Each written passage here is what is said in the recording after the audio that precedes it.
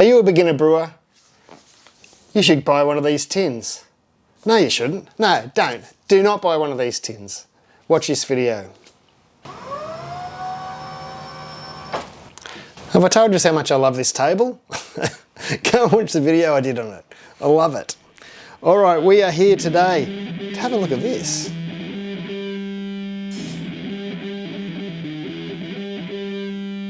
Before we start this video, I want to thank Mark from Neighbourhood Brewing Company for sending me this shirt and this kit. This is not a paid review in any way whatsoever.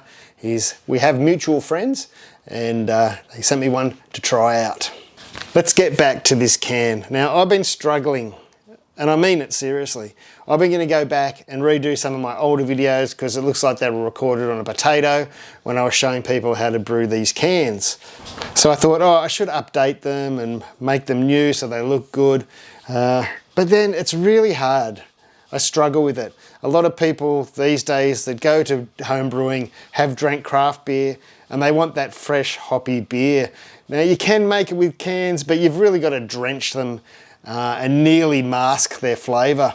Now I don't want to offend people. There is people that do enjoy just the draft style, lagers, cans, and the darker cans are okay. Even the English bitter real ale, they're okay. The stouts, of course, are probably the best of the range of these brewing cans. But other than that, if you're going to go to the hoppy end, I'll just get straight to it. If you want beer that tastes like you're going to buy from a craft brewery, you need to buy these fresh wort kits. We'll just quickly go over what they are. They all kind of start in the same place. Most of these brews, whether it be can or a fresh wort kit, they all start with an all grain brew in a brewery somewhere. Now, when you make these cans, that brew gets boiled down and boiled down and boiled down until it's thick like honey or treacle. And that does affect flavours and other qualities of the beer. It darkens it up. It's pretty hard to get a light canned beer that's really nice. The fresh wort kits, they are made in a brewery, but it gets packaged. It's not concentrated. Yes, some of them are made to add water, but all they do is brew it a little bit stronger. So you can add water and water it down. You could ferment it at this full strength of 15 litres, but most of these are made to add that extra couple of litres, so you get a full keg or your 2 cases of beer out of it when you're bottling. Fresh wort kits, if you ferment them right, will taste exactly like beer you buy from the craft brewery. There's no reason why they shouldn't once you learn the process. Other people will say you should learn the process on tins of goop, but why? Why not jump into this? I'll just pick that up again. I guess the other argument people will make is cost, and that's fair enough too. If you have to make these tins because you pick them up cheap in Woolies for $10 a can, that's great. But I went to Dan Murphy's the other week to buy a can. I was going to make a video, and they were $17 or $18 not for a specialty can, just a normal can like that. By the time you buy the malt, by the time you buy the yeast, extra hops, all that you need, all the things you need to add to it, you can just about buy a first wort kit for that these days. No worries at all. Yeah, it's going to cost a little bit more if you have to buy ones with extra hops and all that. But as far as a straight lager kit, you can probably pick them up for $35, sometimes on special, up to $40. No worries at all. And you'll get a much better beer. But back to this one. This was sent to me, as I said, from the Neighbourhood Brewing Company in Newcastle. Mark, he's been brewing for over 20 years and he decided to go and make these kits just so people can brew better beer at home. And why not? There's several in the range. There's a lager and a session pale ale, a hazy pale ale, which this is, and a NEPA or an NEIPA. Plus they do specialty beers. I know they had a milk stout that might still be in stock, I'm not sure, and there's a new one coming up this month, I believe.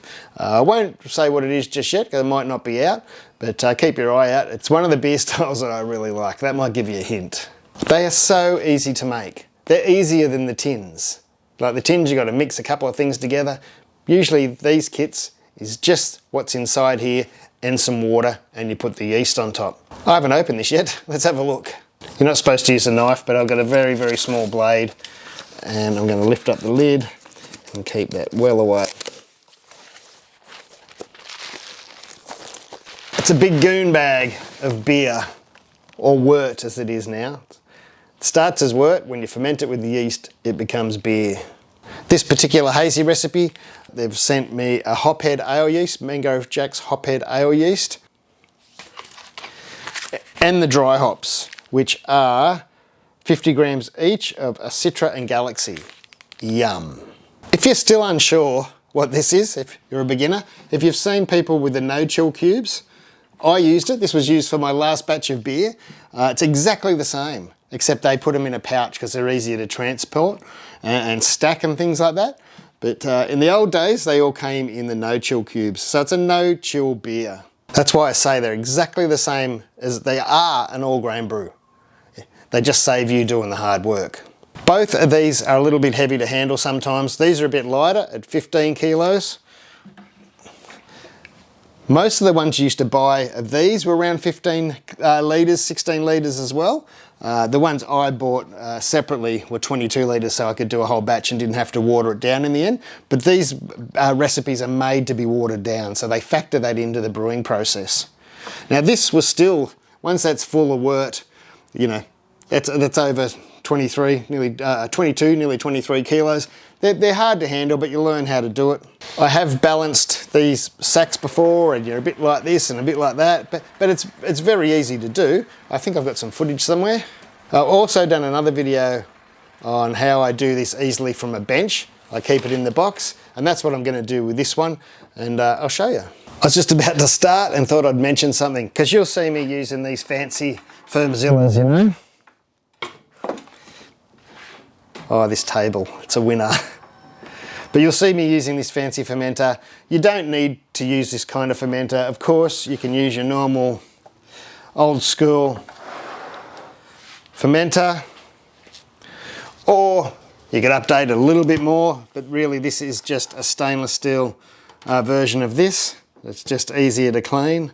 I'll leave links for all these down below if you want to go and check them out. All these beers can be brewed in any one of these fermenters. The only thing you need to be careful of with hazies or the Neighbourhoods or any IPAs is when it comes to bottling, they are very oxygen sensitive. So you need to be careful. When you're bottling, don't be doing any bottling buckets or bulk priming. It's fine to use carb drops. The little sugar look like little lollies. They are perfectly fine. Don't let anyone tell you that they're hopeless, because they're not. They are perfectly fine to use. And just be careful when you're bottling. If you're using plastic bottles, squeeze the oxygen out when you put the lid on. I've got a video about that too. You just got to be a little bit more careful. No shaking the bottles and things like that, because you'll just ruin all that hop aroma and all those extra hops that you put into the beer by doing things like that. And just taking a little bit of care, you'll preserve a lot of those hop aromas. So I just wanted to mention that. I'm going to use a Firmzilla, but you don't need to. For the beginners, just make sure you clean them well first, give them a good rinse, a splash of no rinse sanitizer, and you're ready to go. Because this fermenter has a floating pickup tube, I'm making sure I just run some sanitizer through that pickup tube to make sure the line is sanitized.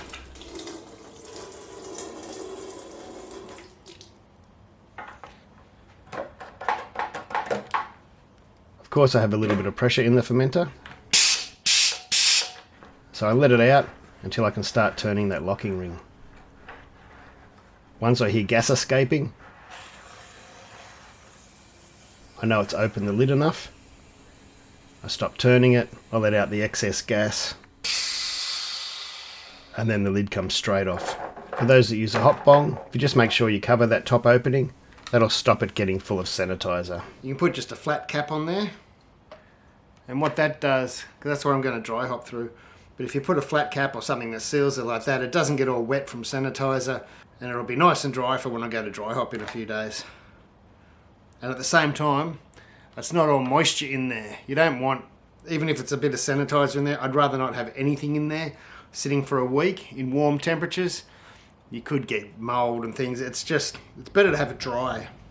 I also like to empty the sanitizer out of that pickup tube, so I just push down the poppet with something small, and that lets the sanitizer run out of the pickup tube. There's not much room in here for this one. It's massive, but down there. I then empty the sanitizer out through the funnel I'm going to use later for the transfer.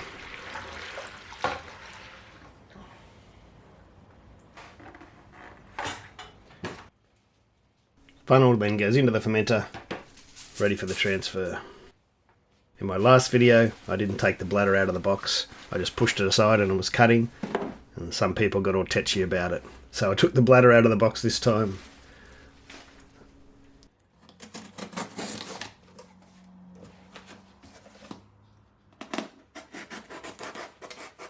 I just cut a slot in the box to make it easy.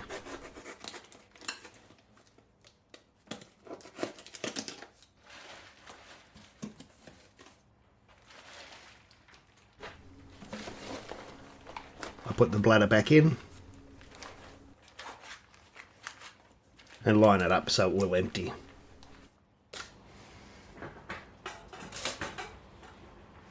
As you can see here, I've got a band-aid on my thumb, so I'm putting some gloves on because it's a bit hard to make sure my hands are nice and clean when I've got an old band-aid on my finger. The bladders come with a screw lid and then a pull tab. So pull the tab out. Now I like to give the bag a little bit of a twist. That way if you're holding it a little bit awkward, you can still restrict the flow.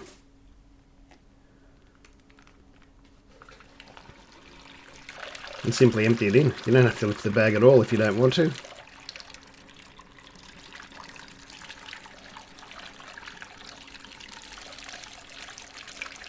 If you're really careful, you can probably do it without the funnel.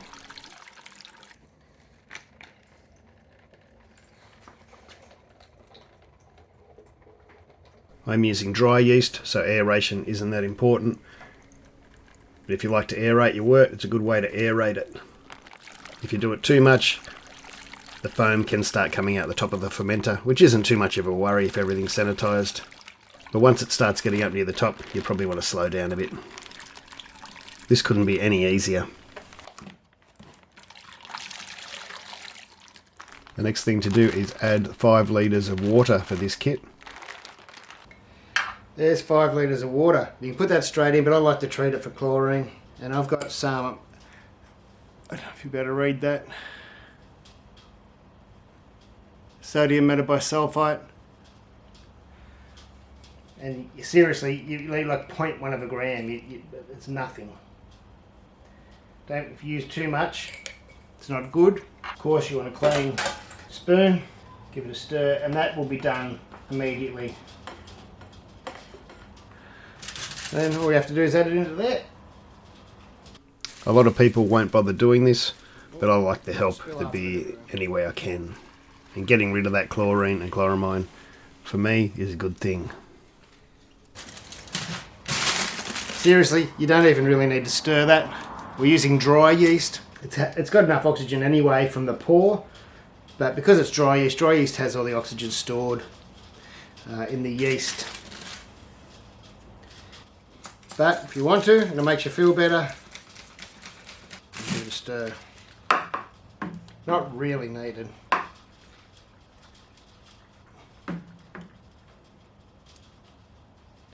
That's the yeast I'm using in this batch. If you had a spare pack, you could use 2. But this isn't a huge beer, so 1 should be fine. Just remember to take this out of the fridge if you've stored it in the fridge. You know, a couple of hours before you're going to pitch it so it can come to room temperature. You don't want to shock it too much. You can sanitize the packet if you like.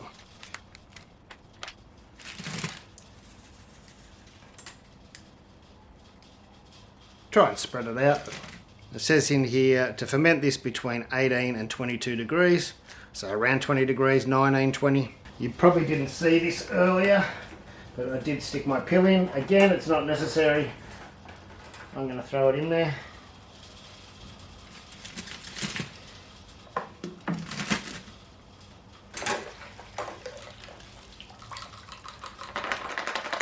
I've already emptied out my pickup tube, not that it really matters, you saw that before.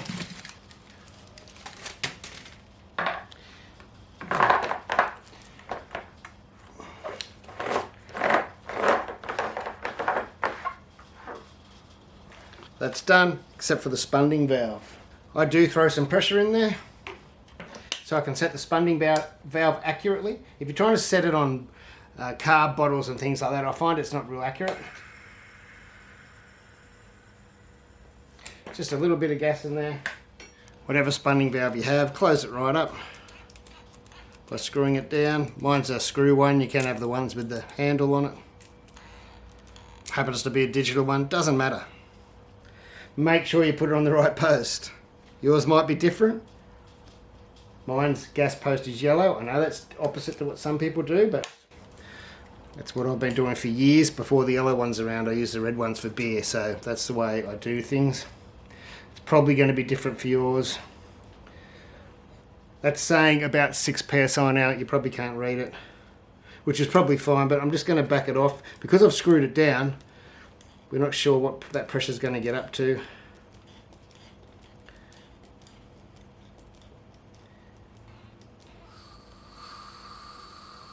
I'm going to set it to about wherever, if it rests around 4 or something like that, I'm happy.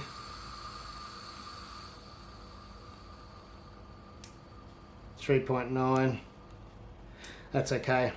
Now I will leave it like that. I'm going to put it in my ferment fridge, set it to 19, 20, but I'm going to leave it like that. Don't listen to these people that say that that's going to stifle any esters in there. It's complete rubbish. Maybe if I had that up to 15 or 20 psi, you might stifle some esters from the yeast, but at 3.9, I'm not going to, nothing is going to go wrong. Everything's set up now. I don't have to worry. I can leave it for days. I don't really have to come back and look. Of course you should come and look and make sure everything's okay. Because I've got the spunning on now, I don't have to worry about it. If I get distracted and I haven't put it on and set it correctly, you know, anything could happen. Let's get it in my ferment fridge. If you haven't got a ferment fridge, just try and insulate it. Keep light off it. If you've got a see-through fermenter like this, you don't want any light on it, room light, anything. Cover it up and just put some insulation around it. Keep an eye on it. If it's getting too hot, there's probably not much you can do except for crank up the pressure, I guess. But yeah, you want to try and keep it a pretty steady ferment temper. It's really important to treat your yeast nicely. We make the wort, the yeast makes the beer.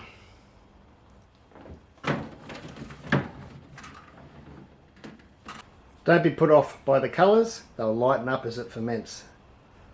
Next thing to do is add my temperature probe to the side of the fermenter.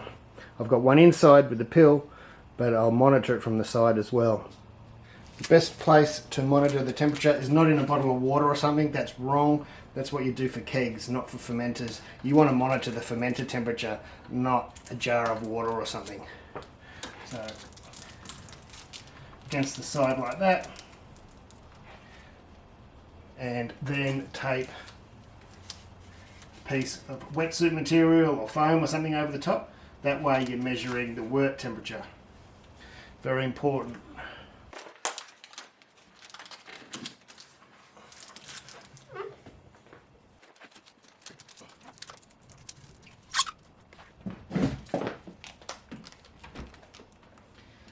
I'm very lucky to have one of these fridges, a wrapped fridge, and I can go in to my settings.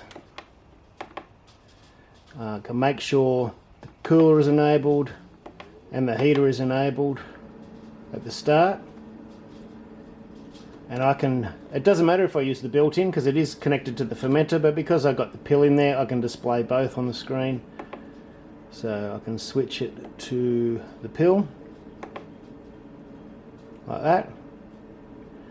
Now if we go back, we can see the built-in's saying 17.1 at the moment and the pill's saying 18.8. The pill has been on the charger, so it's going to be a little bit warmer. And because the temperature sensor's enclosed inside that pill, it takes a while for that whole air inside the pill to adjust to temperature. So there's no point looking at it now. You can come back in half an hour, 45 minutes and check that your temperatures are close or whatever. But I'm going to set this to, get this fan off, about, yeah, 19. I'm happy with 19. There we go. We don't dry hop till near the end of ferment, so I'll keep an eye on it. What I'll do is I'll probably let it free rise, which means when that gets about 10-20, I'll turn the cooling off. I'll leave the heating on so it can't drop in temperature, but I'll let it rise. And if it rises naturally from the yeast activity, say up to 20, then I'll set it to 20 and I'll just leave it there. I don't want it to start cooling it while the yeast is finishing off. That's called a free rise in a brewery, because they normally don't have heating in big breweries. They'll have cooling jackets but not heating. So that's how they get that little bit of race heat at the end. They call it a free rise, and they turn off the cooling. They either turn it right off or they set it to a few degrees higher than where they're at. So if it naturally gets up to that 20 degrees, 21 degrees, it's all fine. Let's leave it be. Put it to bed. So again, a big thank you to Mark for sending me this. I can't wait. I'll see you in a couple of weeks when it's ready to drink. And if the dry hop hasn't made it to the end of this video, it'll make it to the beginning of the tasting video. One of the reasons I haven't promoted these kits very often is because they're very regional. Because they're heavy, they're often hard to ship, and shipping costs a fair bit. There's one thing I've noticed about these neighbourhood brewing companies is they've got a few retailers. You can get them in Canberra at Brew Your Own at Home. New South Wales has Border Brewing Supplies. Coastal Country Homebrew Supplies at Long Jetty. The other one was Tweed Heads. Copper Road Homebrew Supplies in Taree. We've got Curious Craft. We've heard of them before. In Lismore, go and support them. 41 Pints of Beer in the North Rocks. Hop and Grain Brew Store at Marrickville. Mars Brewing Supplies at Winona. Noble Barons Newcastle Brew Shop. Noble Barons at Port Stephens. It goes on and on. Brewers Market at Belmont. There's a brew shed at Inverell. Ultimate Homebrew at Gosford. Barbara and Brew, Kincumber. In Queensland, we've got Annerley Homebrew in Annerley. Now I'm blushing. I'm just butting in here. This went for way too long. I read through all the sites. Go and check the website. You'll find them in your state. I think that's it. So it's available in many, many places around Australia. So that's a good thing too. So thanks for watching. I'll see you in the tasting video. Thanks to my patrons, because without them I couldn't continue to do those videos. If you haven't seen my Patreon channel, there'll be a link below in the description. There'll be a link below to the Neighbourhood Brewing Company's website. You can go and take a look at what they're all about, a little bit of their history, what beers they make. And as I said, they do specialty beers as well. Like, subscribe if you like the video. When you subscribe, click the little bell thing and put it up and get all. And then you'll get notified of when the tasting video is in, and you won't miss it. I often get asked, where's that tasting video? And people just miss them, and that's just life. But if you press that bell, you will just get emailed every time I upload a video. Thanks for watching again. Cheers, patrons. Cheers, viewers. I'll see you in the next one.